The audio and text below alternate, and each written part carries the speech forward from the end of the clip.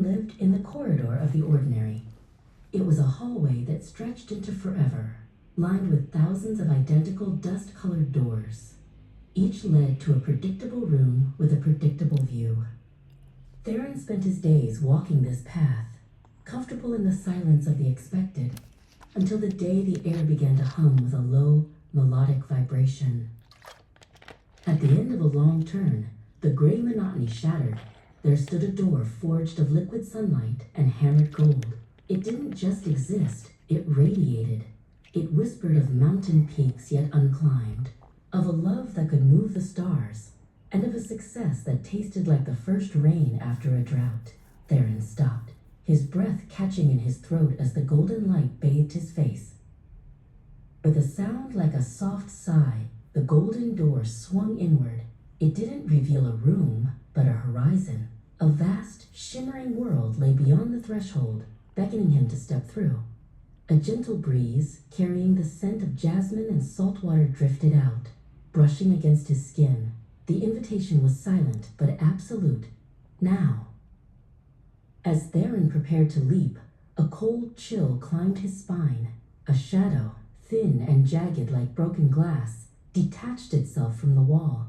This was fear. It didn't scream, it whispered. It told Theron of the sharp rocks beyond the horizon and the cold winds that would surely tear his spirit apart. Theron's foot retreated, touching the gray carpet once more. Then came a second shadow, tall and stiff-necked. This was pride. It crossed its arms and scoffed at the golden door. "You are meant for a grander entrance than this," pride sneered.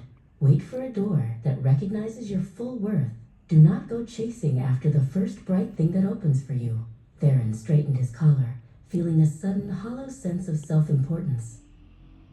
Finally, a soft, heavy shadow named Maybe Later drifted over him like a thick fog. It suggested that there was no rush. Theron looked at his watch and then at his scuffed shoes. "I should polish these first," he reasoned. "I should organize my satchel. The door is open now. Surely it will stay open while I prepare." He sat on a nearby bench and began to fuss with the mundane buckles of his bag. The melody of the door began to change. The hum became the rhythmic chugging of a steam engine. In the distance of the golden world, a spectral train began to pull away from a station Theron hadn't reached. The whistle blew, a long, mournful cry that echoed through the hallway. The golden light began to flicker and pull back into the frame of the door. Panic flared in Theron's chest.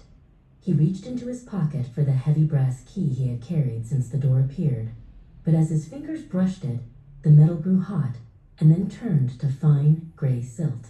The key dissolved and poured through his fingers like sand in an hourglass.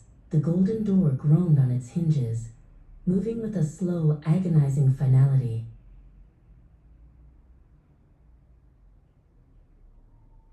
Decades passed in the blink of a heavy eye. Theron, now silver-haired and bent by the weight of many ordinary years, returned to that same bend in the corridor.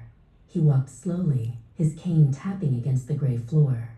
He looked for the glow, for the music, for the scent of jasmine. But the air was stale, and the silence was heavy and absolute.